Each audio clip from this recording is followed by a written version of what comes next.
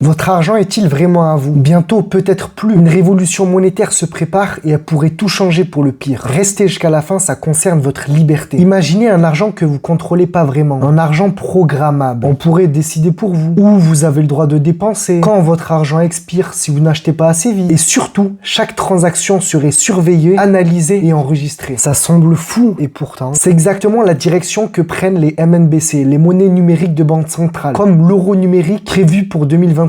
Les autorités nous parlent de modernisation. Mais écoutez ce que les experts craignent vraiment derrière ce projet. Les MNBC, le meilleur scénario, c'est qu'elles n'adviennent pas. Les seuls qui ont advenu aujourd'hui, c'est typiquement la Chine, c'est la suite du crédit social. Le crédit social à l'européenne. Et ce n'est pas de la théorie. Voici le genre de contrôle que ça permettrait concrètement. Ça fait des années que je demande pourquoi vous voulez une monnaie numérique de banque centrale. Ça n'a aucun intérêt, il n'y a aucune demande. Il n'y a pas un citoyen qui demande ça. Donc c'est évidemment pour nous, de toute évidence, un moyen de contrôler la population et d'avoir la main sur ces échanges et être en capacité de suspendre les échanges, par exemple pour acheter de la viande, puisque tu as déjà mangé tes 3 kilos de viande depuis le début de la semaine, donc c'est fini. Nous, on n'y voit qu'un piège, absolument aucun intérêt. Les monnaies sont déjà numériques, et je pense que les banquiers doivent le voir encore plus comme un piège, parce que l'idée, c'est quand même que les banques centrales se passent des banques. Voilà le risque. Perdre la liberté fondamentale de disposer de notre argent comme on l'entend. Une cage numérique qui se referme doucement. Mais face à ce futur contrôlé, face à ce système monétaire basé sur la dette et l'inflation qui nous appauvrit, existe-t-il une alternative? Une vraie monnaie numérique qui donne le pouvoir aux citoyens. Imaginez une monnaie que personne ne contrôle de manière centralisée, que vous détenez vraiment, sans banque, sans intermédiaire, qui est rare et ne peut être imprimée, qui est neutre et résiste à la censure. Eh bien, cette technologie existe. Ce n'est pas une MNBC, c'est précisément l'inverse. C'est la fameuse porte de sortie dont parlait un expert. On est dans une forme de fiction depuis à peu près un siècle, un peu plus, dans laquelle, et d'ailleurs sur les 50 ou 60 épisodes d'hyperinflation connus, il y en a 2 ou 3 de mémoire qui n'ont pas lieu au XXe siècle. Tout le reste, c'est 20e et 21e siècle. Donc on est dans cette fuite en avant où s'il y a une porte de sortie de la monnaie, en fait le système s'effondre. Bitcoin représente une possibilité de porte de sortie. Bitcoin, c'est la possibilité de reprendre la main. Contrairement au MNBC, il est décentralisé, pas de contrôle central. C'est votre propriété, vos clés, c'est vraiment à vous. Incorruptible, sa rareté le protège de l'inflation. Libre, il ne juge pas, il protège vos transactions. C'est l'argent neutre d'Internet. Les MNBC sont en route pour les prochaines années. L'étau se resserre sur le cash et nos libertés. Ne restez pas dans l'ignorance. C'est maintenant qu'il faut agir. Éduquez-vous sur Bitcoin, comprenez comment cette technologie peut être votre bouclier contre le contrôle. Cherchez des sources fiables, pas les médias traditionnels. Partagez cette vidéo, faites prendre conscience du danger des MNBC autour de vous. Explorez la self-custody, c'est-à-dire de détenir réellement vos fonds. C'est la clé pour être réellement souverain avec Bitcoin. Le futur de votre argent est en jeu. Contrôle imposé ou liberté choisie. La balle est dans votre camp. Personnellement, j'ai choisi mon camp, alors abonnez-vous pour rester informé.